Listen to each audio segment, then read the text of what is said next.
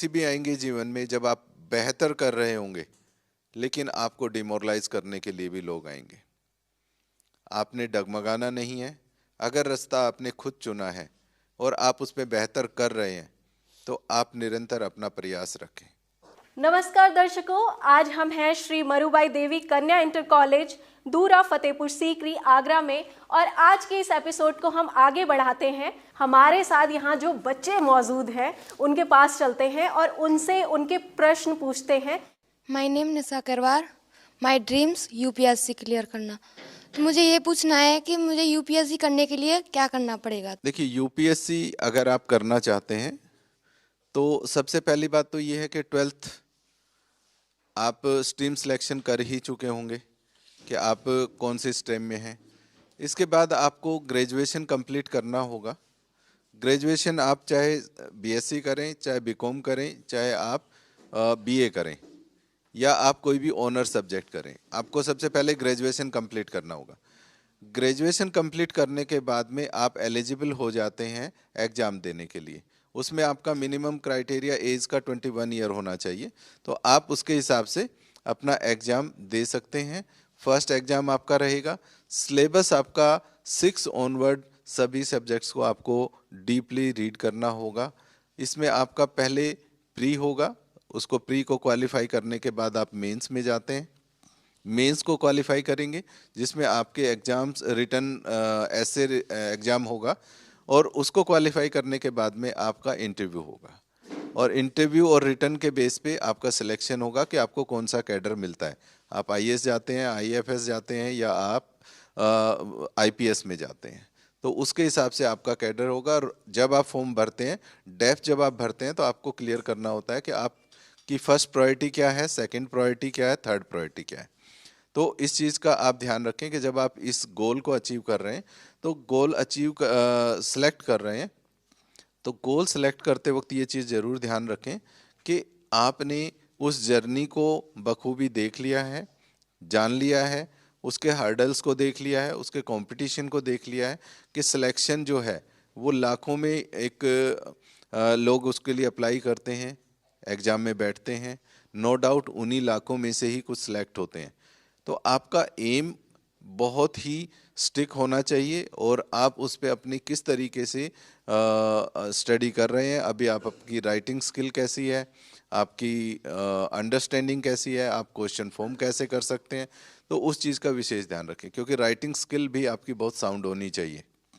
और 6 onward NCERT के syllabus को क्लियर करके चलें। तो ये आपका जो यूपीएससी का प्रोसेस है वो आपका यही रहेगा कि आप पहले ग्रेजुएशन कंप्लीट करें, then you can apply for UPSC. उसमें आपका प्री क्लियर होगा, प्री के बाद में आपका मेन होगा, मेन क्वालिफाई करने के बाद आपका इंटरव्यू होगा, मेन और इंटरव्यू के बेस पे आपका सिलेक्शन होगा। नमस्ते सर, मेरा नाम अंजलि है, मैं कक्षा 12th में पढ़ती हूँ। मेरा क्वेश्चन अब्दुल से है। सर, अभी आपने बताया कि जो आर्ट साइड बच्चे, मैथ वाले बच्चे उसमें जा सकते हैं डॉक्टरी की लाइन में, तो क्या कोई बायोलॉजी वाला बच्चा उसमें जा सकता है? जैसे किसी को पुलिस बनना हो, फौजी बनना हो, क्या वो उसमें जा सकता है सर? सही क्वेश्चन पूछा आपने। बायोलॉजी वाले बच्चे भी हर फील्ड में जा सकते हैं, चाहे वो पुलिस में जाना है, आर्मी में जाना है, एयरफोर्स में जाना है, नेवी में जाना है, या अदर किसी में जाना है, आपको आईएएस पीसीएस बनना है, बायोलॉजी वाले बच्चे ही बन सकते हैं। मैंने आपको सिर्फ इतना बताया था कि ज़्यादातर मेडिकल फील्ड में जाने वाले लोग बायोलॉजी के थ्रू जाते हैं, लेकिन अब जो नया सिस्टम आया है, न्यू एजुकेशन पॉलिसी आई है, बैचलर ऑफ वोकेशनल एजुकेशन में जो 3-3 साल के कोर्स होंगे, इक्वलेंट ग्रेजुएशन होंगे, उनमें आप आर्ट साइड वाले बच्चे भी जा सकेंगे, कॉमर्स वाले भी जा सकेंगे, मैथ वाले भी जा सकेंगे, और बायोलॉजी वाले बच्चे भी मेडिकल फील्ड में जा सकते हैं। बाकी आपका क्वेश्चन ठीक है, आप बायोलॉजी से हैं, आप पुलिस में जा सकती हैं। My name is Jiddu Kerwal, I am dream UPSC clear. Sir, मुझे ये पूछना है कि बहुत से लोग कहते हैं कि यूपीएससी के लिए आर्ट साइड लेनी चाहिए, मैथ लेना चाहिए, तो यूपीएससी के लिए हमें क्या लेना चाहिए? देखिए, आपने पूछा कि स्ट्रीम कौन सी लेनी चाहिए। स्ट्रीम आप तीनों में से कोई भी ले सकते हैं। जैसे मैंने पहले भी बताया है कि आप लोग एलिजिबल हैं, चाहे आप बीएससी करें, बीकॉम करें, या आप बीए करें। अब डिपेंड करता है कि आप आर्ट साइड का जो जिक्र आता है, तो हम लोग एक बात देखते हैं कि आर्ट साइड के जो स्टूडेंट्स होते हैं उनकी राइटिंग स्किल थोड़ी सी कंपैरिजन देन कॉमर्स और साइंस बेटर होती है, उनकी अंडरस्टैंडिंग अच्छी होती है, उनकी लिटरेचर पे पकड़ अच्छी होती है। तो थोड़ा सा उनको एडवांटेज इस लेवल पे ज़रूर मिलता है कि उनकी राइटिंग स्किल अच्छी है, उनका थॉट प्रोसेस अलग होता है और वो जल्दी से कोई भी क्वेश्चन फॉर्म कर लेते हैं, तो वो एक अलग एरिया हो सकता है। अदरवाइज स्ट्रीम आप कोई भी ले सकते हो, और जब आप कोई भी स्ट्रीम लेते हो तो आपको एक मेन सब्जेक्ट चूज करना होता है कि मुझे मेन एग्जाम किस लैंग्वेज में लिखना है। वो आपका कंप्यूटर भी हो सकता है, आपका बायो भी हो सकता है, आप केमिस्ट्री भी हो सकता है। वो कोई ऐसा हार्ड एंड फास्ट नहीं है कि आपको ह्यूमैनिटीज़ के ही सब्जेक्ट से कोई सब्जेक्ट लेना है। तो आप कोई भी स्ट्रीम से स्टडी कर सकते हैं। आपको अपनी स्किल पैरेलली डेवलप करनी पड़ेगी, राइटिंग स्किल्स को डेवलप करना पड़ेगा। My name Anjali. जो 9th क्लास से होम साइंस लेते हैं, क्या वो कुछ कर नहीं सकते अपनी लाइफ में? आपने जो क्वेश्चन रखा कि जो सब्जेक्ट्स आपने चूज किए उन सब्जेक्ट्स के बेस पे आप कुछ अचीव नहीं कर सकते क्या? पहली बात तो ये है कि जो भी सब्जेक्ट आपने सेलेक्ट किया वो आपकी अपनी चॉइस से किया। दूसरी बात यह है कि जब आप इस सब्जेक्ट को पढ़ रहे हैं तो उस सिचुएशन में नो डाउट आप कैरियर में अपना गोल अचीव कर लेंगे, डेफिनेटली कर लेंगे, इसके लिए कोई भी वरीडनेस नहीं है।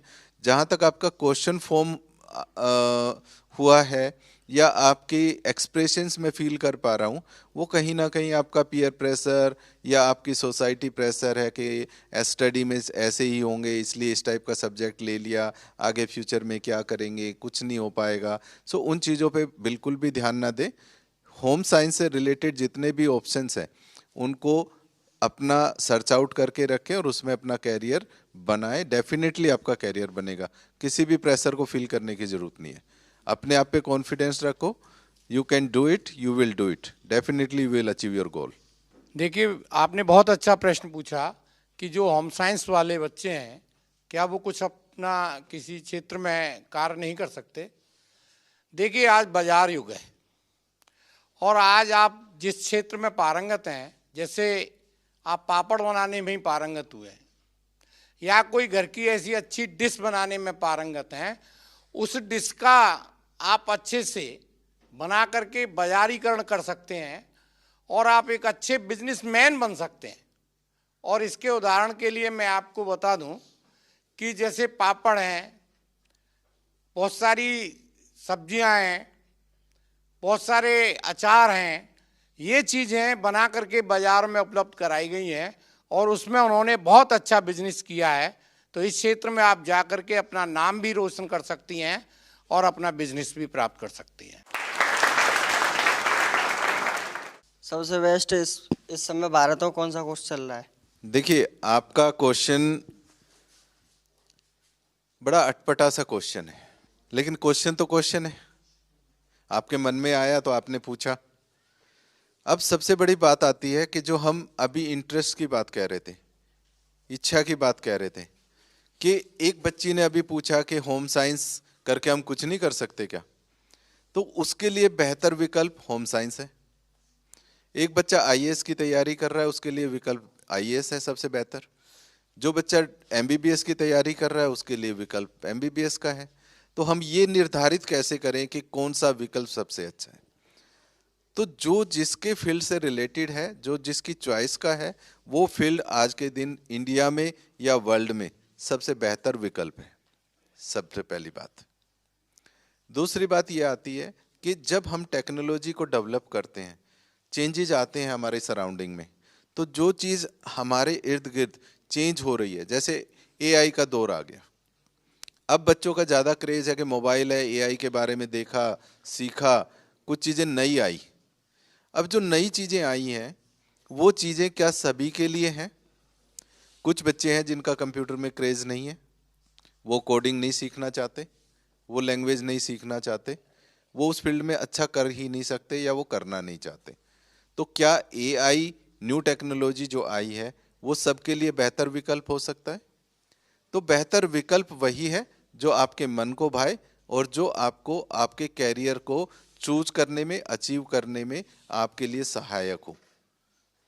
तो सारे विकल्प अच्छे हैं, विकल्प खाली आपकी मर्जी का होना चाहिए, आपकी इच्छा का होना चाहिए। Good afternoon sir, my self Sonia Chahar. मेरा ये क्वेश्चन है कि हमें ऑनलाइन क्लासेस लेनी चाहिए या फिर रेगुलर, इसमें क्या होगा, कौन सी क्लास बेस्ट रहेगी हमारे लिए? देखिए सोनिया, आपका क्वेश्चन है कि हम लोग ऑनलाइन क्लासेस लें या रेगुलर क्लासेस लें। सबसे पहली बात ये आती है कि जो हम अभी डिस्कस कर रहे थे कि वोकेशनल कोर्सेज के बारे में, अगर आप अपना टाइम और मनी सेव करना चाहते हैं तो नो डाउट ऑनलाइन कोर्सेज आप कर सकते हैं, जिसके माध्यम से आप अपनी डिग्री डिप्लोमा कंप्लीट कर सकते हैं और इसमें आपका मनी भी सेव होता है और आपका टाइम भी सेव होता है। डिपेंड करता है कि आप कौन सी एजुकेशन लेना चाहते हैं। रेगुलर में जाके आप अपने आप को एक्सप्लोर करना चाहते हैं कि मुझे रेगुलर एजुकेशन से एक्सप्लोरेशन मिलेगा, या मुझे वोकेशनल कोर्सेज करके या डिस्टेंस एजुकेशन से में जाके मैं साइड बाय साइड कुछ और करूं, कुछ सीखूं जिससे मेरी स्किल्स डेवलप हो, तो मैं उस काम को बेहतर तरीके से करूं। तो ये डिसाइड आपको करना होगा कि आप करना क्या चाहते हैं। बेहतर विकल्प आपका डिस्टेंस हो सकता है क्योंकि वो आपको टाइम और मनी सेविंग दे रहा है। उस टाइम सेविंग में आप अपना कोई और स्किल्स डेवलप कर सकते हैं जो आपके आने वाले भविष्य के लिए आपके लिए फ़ायदेमंद रहेगा। Good afternoon sir, my name is Navya Chaudhary. मैं ये पूछना चाहूँगी कि साइकोमेट्रिक का क्या मतलब है और उससे हम क्या कर सकते हैं? देखो, ये एक मनोवैज्ञानिक आपका टेस्ट होता है जिसमें आपके क्वेश्चनियर होते हैं। उन क्वेश्चनियर को आप फिल करते हैं और एक क्वेश्चन को अलग अलग तरीके से पूछा जाता है। उससे आपका एक असेसमेंट निकल के आता है कि आप एक क्वेश्चन को 5 आंसर अलग अलग कर रहे हैं या आप एक ही क्वेश्चन के आंसर सेम दे रहे हैं। तो जब आपके पास 50-60 क्वेश्चंस या 100 क्वेश्चंस का एक क्वेश्चनर आता है और उसमें सेम क्वेश्चन अलग अलग तरीके से पूछा जाता है, तो रिफ्लेक्शन ऑफ एरिया आता है कि आप एक ही एरिया के कितने मैक्सिमम क्वेश्चन एक टाइप के आप सोल्व कर रहे हो और उनको चाहे घुमा फिरा के कैसे भी पूछें और आप उनके आंसर वही कर रहे हो। तो वो टेस्ट इस तरीके से होता है। उसमें आप लोगों का ये कोई ब्लड टेस्ट नहीं है कि आप लोग गए और डॉक्टर के पास ब्लड दिया और आपका साइकोमेट्रिक टेस्ट हो गया। तो ये टेस्ट आपका क्वेश्चनियर बेस्ड होता है, उसकी की होती है और उनको एनालिसिस काउंसलर्स करते हैं, साइकोलॉजिस्ट करते हैं। वो आप इजीली उससे आप अपना एरिया देख सकते हैं। सबसे पहली बात तो ये है कि आप किसी भी काउंसलर के पास जाएंगे तो वो आपके साइकोमेट्रिक टेस्ट कर सकता है। सेकंड ऑप्शन ये है कि सर कोई ऐसी फैसिलिटी आपको स्कूल में प्रोवाइड करा के दें कि हम किसी काउंसलर को बुलाएं और वो आप जो भी जरिया आप चुनना चाहें उसको कराने का, उस तरीके से आप उनको यहाँ अवेलेबल करा दें और वो काउंसलिंग सेशन वो ले यहाँ पे और बच्चों का साइकोमेट्रिक टेस्ट वो यहाँ पे करें। तो वो हैंड टू हैंड आपको रिप्लाई नहीं करेंगे, वो असेसमेंट के बाद आपको भेजेंगे कि ये आपके आंसर्स हैं और उसके बाद आप बच्चों से शेयर कर सकते हैं। तो बच्चे डायरेक्ट अपने आप नहीं कर सकते, उसका एनालिसिस काउंसलर ही कर पाएंगे। Good morning sir, my name is Lavi Gupta. मेरा एक क्वेश्चन था, अगर मैं किसी ट्वेल्थ के बाद डिस्टेंस लर्निंग से ग्रेजुएशन कर किसी प्राइवेट कंपनी में जॉब के लिए जाती हूँ तो क्या कंपनी मुझे एलिजिबिलिटी में रखेगी? तो रेगुलर कोर्स करने वाले स्टूडेंट को क्या मतलब कि इक्वलिटी मिल पाएगी क्या नहीं हमको? देखिए, क्वेश्चन जहाँ तक मैं समझ पाया हूँ आपका कि अगर 12th के बाद हम डिस्टेंस एजुकेशन करते हैं और उसके बाद प्राइवेट सेक्टर में जाते हैं तो प्राइवेट और गवर्नमेंट जो डिग्री रेगुलर हुई है या डिस्टेंस से हुई है, दोनों को इक्विवेलेंट वो वेटेज देंगे या डिस्टेंस वालों को ज़्यादा वेटेज देंगे? क्या यही क्वेश्चन है आपका? ठीक है। जैसे मैंने अभी थोड़ी देर पहले आपको बताया था कि अगर आप वोकेशनल कोर्सेज करते हैं तो वोकेशनल कोर्सेज में आप कम से कम 70% प्रैक्टिकल नॉलेज आपके पास होती है, 30% थ्योरी होती है। तो आप खुद मानिए कि आज अगर आप एक ओनर हैं और आपके पास कोई एम्प्लॉय आता है, रेगुलर डिग्री उसके पास है, एक के पास प्रोफेशनल डिग्री है, तो आप किसको रिकमेंड करेंगी, किसको चूज करेंगी, वेटेज आप किसको देंगी? आप अपने पास आने वाले जो ग्रेजुएट है सिंपल, उसको लाके साल भर 6 महीने ट्रेनिंग दे के अपने लिए एक अच्छा एम्प्लॉय बनाएंगी, या एक एम्प्लॉय ऑलरेडी ट्रेंड है और वो आते ही आपके लिए काम करना शुरू करेगा, उस पर आप फोकस करेंगी। तो नो डाउट कोई भी जो ट्रेंड होगा उस पर ही फोकस करेगा और उसी एम्प्लॉय को लेगा। तो आप बिल्कुल भी इस चीज़ से चिंता ना करें। फ्यूचर में अगर आप इस तरीके से कोई भी कैरियर ऑप्ट करते हैं या एजुकेशन का वे आप चुनते हैं, तो डेफिनेटली वेटेज उसी को मिलेगी जिसके पास स्किल एजुकेशन है और जो रेडी टू वर्क है। देखिए, मैं लवी गुप्ता ने जो क्वेश्चन पूछा वो कहीं अभी डाउट में है। यूनिवर्सिटी ग्रांट कमीशन हमारे भारत का एक है जिसे यूजीसी कहते हैं। यूजीसी के अंडर में चाहे डिस्टेंस एजुकेशन है, चाहे रेगुलर एजुकेशन है, चाहे वो कोई प्राइवेट एजुकेशन है, ये तीनों के अलग अलग पार्ट्स होते हैं। तीनों एजुकेशनों को इक्विवेलेंट रखा गया है। फ़र्क क्या है वो मैं आपको समझा देता हूँ। रेगुलर स्टडी जो बच्चा करता है, जो रेगुलर एजुकेशन होती है, वो डेली कॉलेज जाता है और वहाँ रोज़ाना पढ़ता है, फिर वह पास होता है। डिस्टेंस एजुकेशन में आप अपने घर पे पढ़ सकते हैं, ऑनलाइन पढ़ सकते हैं और अपने एग्ज़ाम दे के डिग्री प्राप्त करते हैं। लेकिन डिस्टेंस एजुकेशन में जब आप ऑनलाइन पढ़ते हैं तो आपको एज एक प्रैक्टिकल मिल रहा है, आप उसमें सर्च कर रहे हैं, हर चीज़ को देख रहे हैं, तो आपको ज़्यादा नॉलेज होगी बजाय उस रेगुलर वाले के। तो रेगुलर वाला ओनली फॉर किताबी ज्ञान, और आप जब ऑनलाइन पढ़ रहे हैं तो आपको एक्स्ट्रा ज्ञान भी मिलेगा। तो इसलिए हर डिग्री बराबर होती है।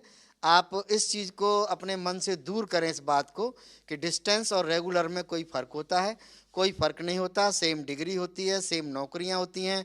हमारे यहाँ से जो बच्चे अब तक 2009 से आज तक 2024 तक 6445 बच्चे हमारे यहाँ से ग्रेजुएशन पोस्ट ग्रेजुएशन कर गए, वो भी बेल्ट वाले मीन्स जो पुलिस में नौकरी कर रहे हैं, आर्मी में हैं, एयरफोर्स में हैं, बीएसएफ में हैं, नेवी में हैं, रेलवे में हैं, पुलिस में हैं, वो बेल्ट वाले लोग हैं। वो लोग अपना करियर बना रहे हैं। वहाँ से रिटायरमेंट लेके आए और उसने बीएड बीटीसी कर ली, टीचर हो गया, किसी बैंक में जॉब ले लिया। तो ये कोई गलत बात नहीं है। आप डिस्टेंस भी कर सकते हैं और रेगुलर भी कर सकते हैं, ये आपके मन की बात है। Thank you. Good afternoon sir, my name is Sanu Singh and I study in 11th class. Sir मेरा क्वेश्चन ये है कि MBBS बनने के लिए क्या करना होगा? देखिए बेटा, आपने क्वेश्चन पूछा कि MBBS बनने के लिए क्या करना चाहिए। आप 11th में पढ़ रही हैं। नीट नाम का एक एग्ज़ाम होता है जो ऑल ओवर इंडिया में होता है। अभी से आप नीट की तैयारी करें। नीट में तीनों सब्जेक्ट आते हैं, फिजिक्स, केमिस्ट्री और बायोलॉजी।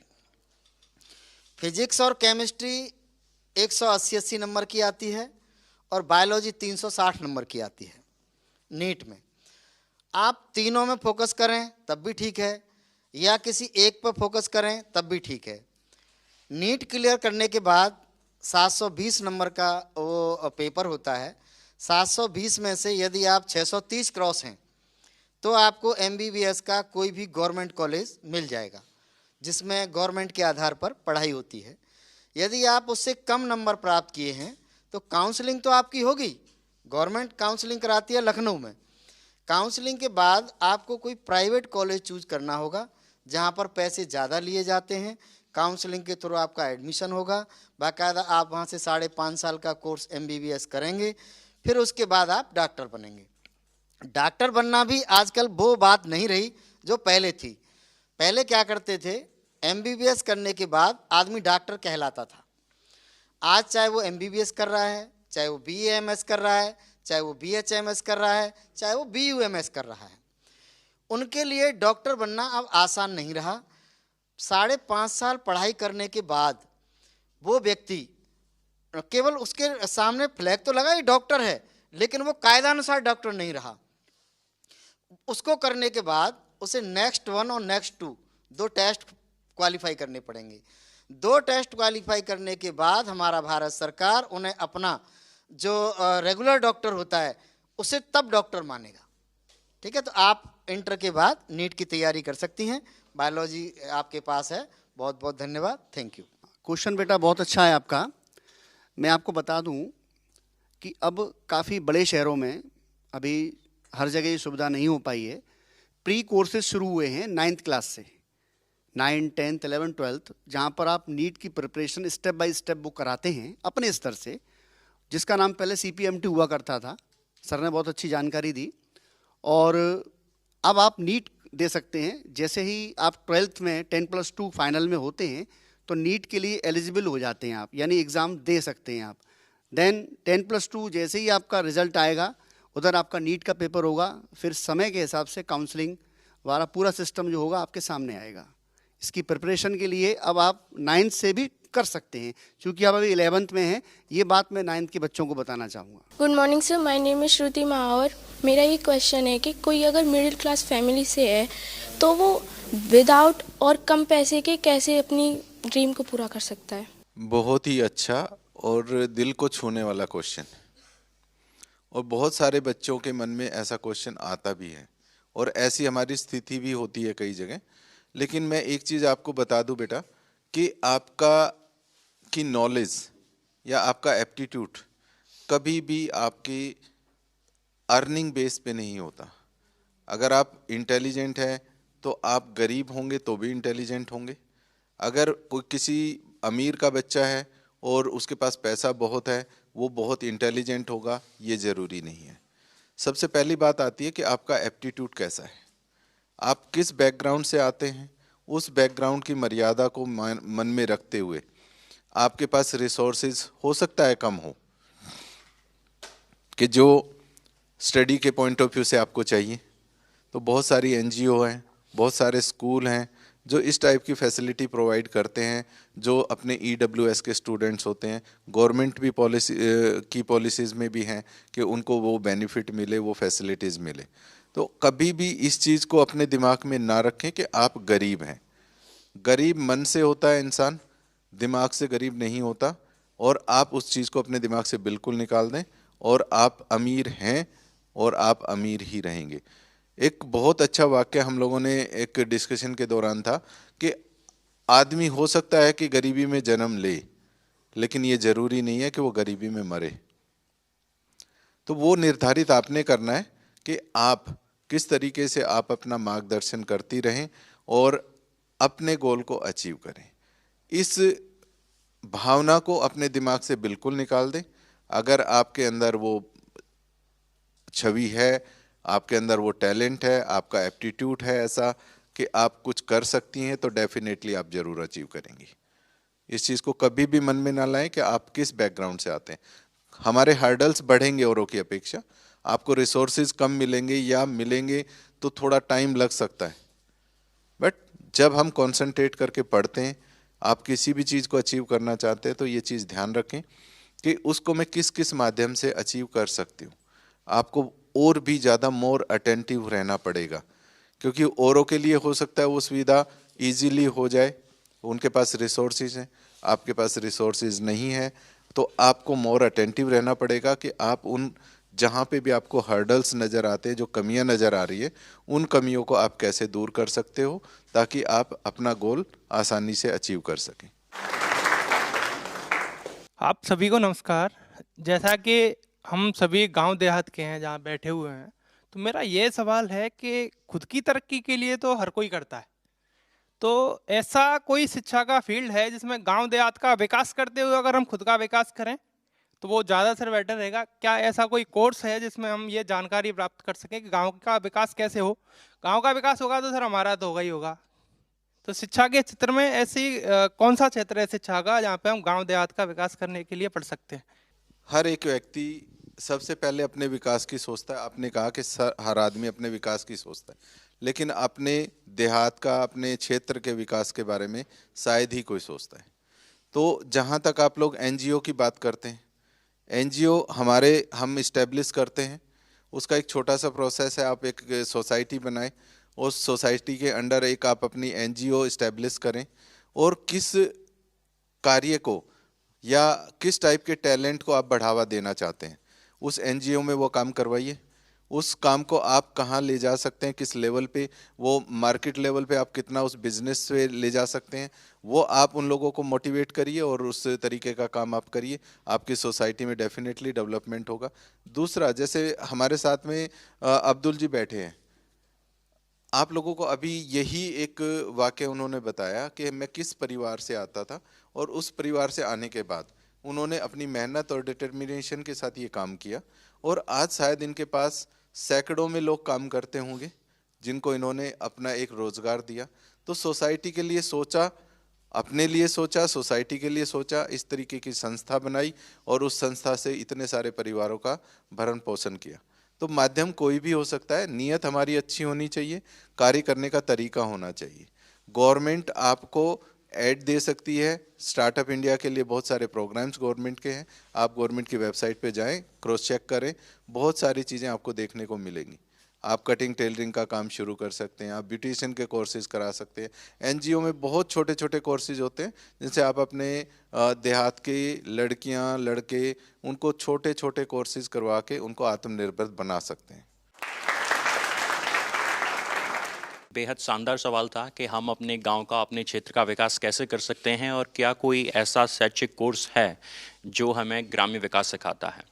तो इसका जवाब है हाँ, रूरल डेवलपमेंट यानी कि ग्राम्य विकास, ये एक स्ट्रीम है, एक सब्जेक्ट है जिससे कि आप बीए इन रूरल डेवलपमेंट, जैसे हम बीए करते हैं विभिन्न विषयों से, ऐसे ही एक विषय है ग्राम्य विकास का जिससे हम बीए कर सकते हैं, एमए रूरल डेवलपमेंट कर सकते हैं, हम एक डिप्लोमा कर सकते हैं रूरल डेवलपमेंट में, हम एक पोस्ट ग्रेजुएट डिप्लोमा कर सकते हैं रूरल डेवलपमेंट में। जब आप इस तरह के कोर्सेज़ को करोगे तो वो आपको बताएंगे कि कैसे गांव का विकास किया जा सकता है, कैसे गांव की आर्थिक नीति तैयार की जाती है, कैसे उसका समन्वयन क्रियान्वयन किया जाता है, और वो विभिन्न पहलू जैसे कि शासन प्रशासन की मदद, समाज कल्याण विभाग की मदद, राष्ट्रीय एवं अंतर्राष्ट्रीय मदों से हम किस प्रकार से अपने गांव के विकास में चीज़ों को बेहतरी से कर सकते हैं, इस सब की डिटेल जानकारी आपको मिलेगी रूरल डेवलपमेंट कोर्सेज में। तो दर्शकों, आज आपने देखा कि किस तरीके से पैनलिस्ट ने बच्चों के मन के विचारों को, उनकी दुविधा को दूर किया। और आज हम जिस तरीके से इस कार्यक्रम को आगे बढ़ा रहे हैं, हम कोशिश यही करेंगे कि जगह जगह, गांव-गांव में पहुंचकर वहां के बच्चों का मनोबल बढ़ाएं, उनकी मन की दुविधा, जो शंकाएं करियर को लेकर चल रही हैं, उसको हम मिटा सकें और उनके करियर को एक नया आयाम दे सकें। तो आज हम आए थे श्री मरुबाई देवी कन्या इंटर कॉलेज दूरा फतेहपुर सीकरी आगरा में, और यहाँ पर आए हमने यहाँ के फैकल्टी, जितने भी यहाँ के पैनलिस्ट थे, सबसे हमने बात करी और उनके विचारों को जाना, बच्चों के मन की दुविधाओं को दूर किया। और आप इस कार्यक्रम को देख रहे हैं लगातार। अगर आपके मन में भी किसी तरीके के विचार उत्पन्न हो रहे हैं तो नीचे स्क्रॉल हो रहे नंबरों पर आप हमें कॉल कर सकते हैं और हमारे जितने भी पैनलिस्ट हैं उनसे अपने सवालों को पूछकर करियर रिलेटेड अपने क्वेश्चंस आराम से पूछ सकते हैं और मन की दुविधा को दूर कर सकते हैं। तो आज के इस कार्यक्रम को हम देंगे विराम। मिलेंगे अगले एपिसोड में एक नए स्कूल में, नए पैनलिस्ट, नए बच्चों के साथ और उनके नए प्रश्नों के साथ। तो अभी मैं लेती हूँ आपसे विदा। तब तक के लिए हम सबको दीजिए इजाजत। नमस्कार।